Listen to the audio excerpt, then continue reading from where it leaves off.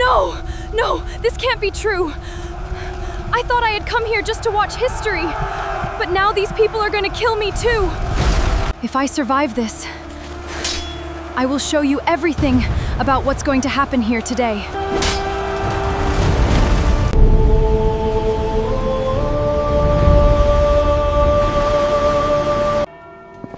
The monastery of Lindisfarne is filled with golden crosses, silver chalices, and handwritten manuscripts decorated with precious stones.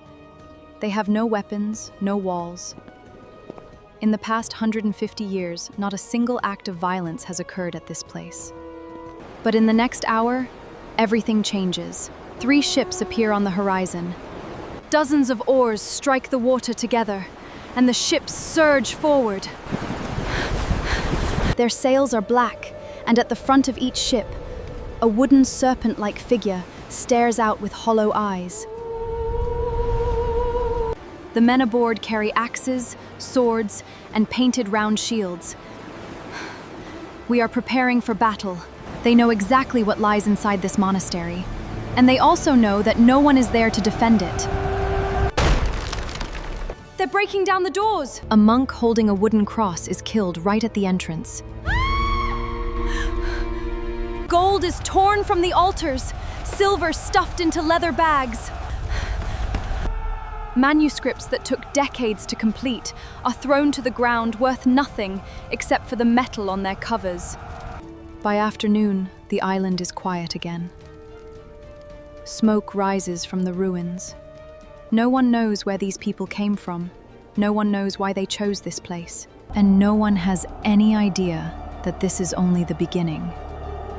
The people who destroyed Lindisfarne came from the icy shores of northern Europe, where conditions were so harsh that farming alone couldn't feed a family. The growing season lasted barely 4 months. Whatever little land there was already belonged to chieftains. So these people built ships, and their ships changed everything.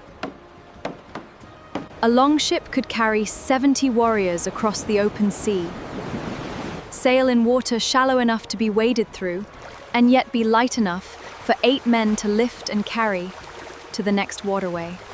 No army could predict where they would strike, because they could strike anywhere. For decades, these people raided only among themselves. But by the late 700s, word of an island had reached the ports of Scandinavia, a place called England. It was wealthy, its monasteries overflowing with gold and silver. Every summer, the same pattern repeated. Ships would arrive in spring, bands would raid monasteries and ports for months, and by autumn they would return home with their plunder. By the 830s, Viking fleets began arriving in the dozens. They no longer targeted only monasteries, but began attacking entire towns. They even pushed into rivers no one thought could be navigated. In 842, they attacked London itself, burning a large part of the city, and withdrew before any army could respond. Then in the 850s, for the first time, Viking bands began wintering on English soil itself. Now they weren't just coming to raid, they were setting up camps, testing which kingdom would fight and which would break. The English couldn't even comprehend what they were seeing. In the autumn of 865 CE, a fleet of several hundred longships landed on the coast of East Anglia. The army that disembarked from these ships was unlike anything England had ever seen. This was a well-organized invading force. Thousands of warriors gathered from across Scandinavia, united under a single purpose. They brought horses, weapons, supplies, and the intent to stay as long as it took. They didn't attack East Anglia immediately. Instead, they struck a deal. The local king gave them horses, food, and shelter in exchange for peace. The following spring, the army marched north, straight toward Northumbria. This kingdom was in the middle of a civil war, with 2 rival kings fighting each other for the throne. The Vikings arrived just as both armies were locked in conflict and seized the city of York without any real battle. The most powerful kingdom in northern England fell within a year. Next came East Anglia's turn. The very kingdom that had given them horses was now trying to resist them. Their king was captured, tied to a tree, and shot to death with arrows. Then came Mercia's turn. Its cities were seized one by one, and its king fled the country entirely. What had been built over generations was destroyed in a single campaigning season. By 871 CE, 3 of England's 4 kingdoms had either been destroyed or conquered. Every major city north of the Thames was under Viking control. Only one kingdom remained, Wessex. Its old king had just died, and the throne passed to his youngest brother, a 21-year-old with no experience of war, who had spent most of his youth reading books and scripture. He alone stood between the Vikings and the complete conquest of England. Its old king had just died, and the experience of war, and he had already lost his first battle. For 7 years, this young king did what no one expected. He held on. Small battles, temporary truces, losing men and territory, buying time with silver, but he did not fall.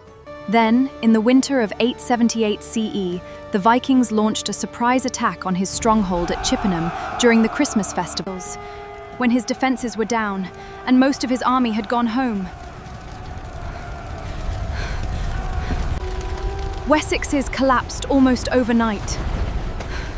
The king fled with a handful of men into hiding in the marshes of Somerset, a land of fog, shallow water, and dense reeds, where the Vikings could not follow. For weeks he stayed hidden. No throne, no army, no kingdom, just a fugitive, crouched in the marshes, while those who had sworn loyalty surrendered village by village. This was the lowest point in the history of Saxon England. The entire country was one bad week away from becoming permanent Viking territory. And then a message emerged from the marsh. The king sent riders to every corner of Wessex, calling free men to gather at a place called Egbert's Stone. He wasn't sure that anyone would come. They came, thousands of them, farmers, craftsmen, minor lords, people who had been waiting for someone to tell them the fight wasn't over yet.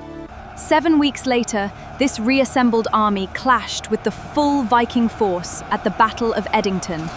By nightfall, the Viking front had broken.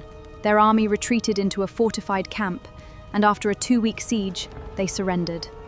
The treaty that followed split the country in two. The north and east became known as the Danelaw, under Viking control. The south and west remained under Saxon control, ruled by the king, who had rebuilt his kingdom while hiding in a marsh. He was the only English ruler in history ever called the Great. For the next 40 years, England lived as 2 different countries on one island. In the southwest, churches stood and farmers worked land that had belonged to their families for generations. The Danelaw was a completely different Old English world. estates among Scandinavian, their own language. The 2 cultures. Saxon merchants learned enough Norse to trade in York. Danish farmers married local women and had their children baptized into Christianity. Even the language began to blend. That great king died in 89 CE. He left behind a kingdom that was wounded but not broken.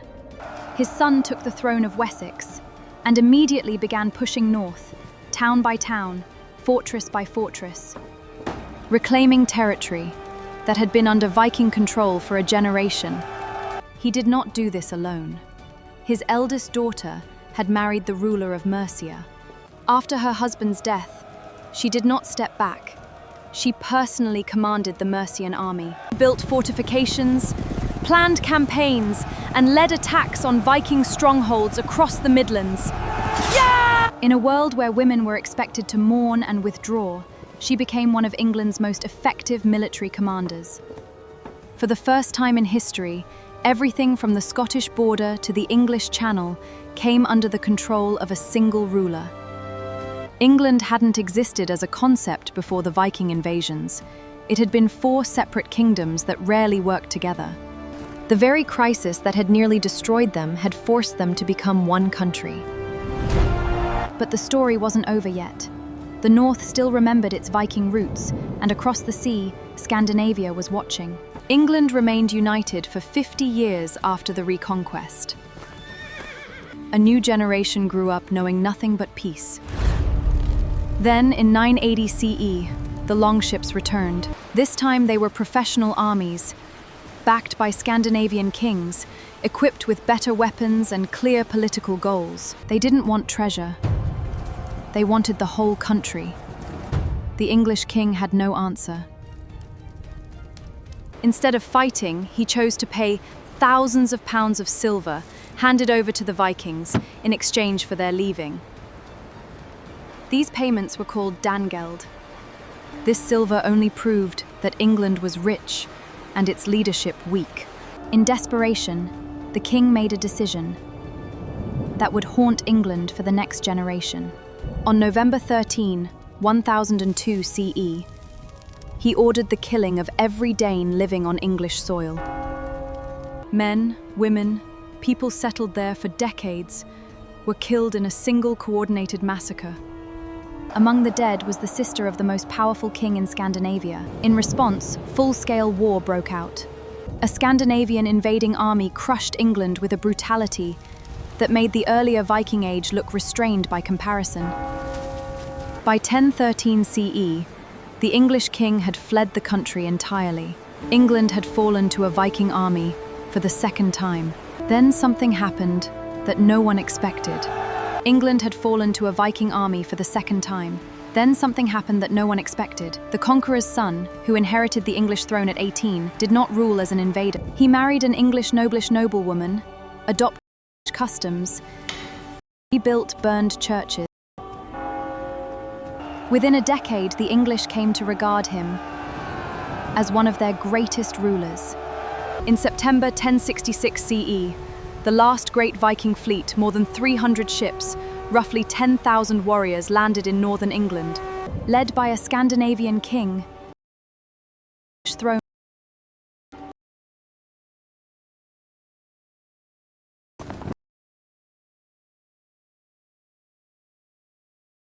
England, fewer than 30 returned with survivors. The Viking Age in Britain was over. 273 years invasions, the rise and fall of kingdom in a single afternoon on the bank of a river in Yorkshire. But the king who won that battle never got the chance to celebrate. 3 days later, a message came. Another army had landed on the English coast. This wasn't Viking, it was Normans, led by a duke from northern France, who also claimed the English throne. The exhausted English army turned around and marched 250 miles south in less than 2 weeks. On October 14, they clashed with the Norman army. They met on a hill near Hastings. By nightfall, the English king was dead, his army broken. For the second time in 50 years, the throne had passed into the hands of a foreign ruler. The Viking Age did not end quietly.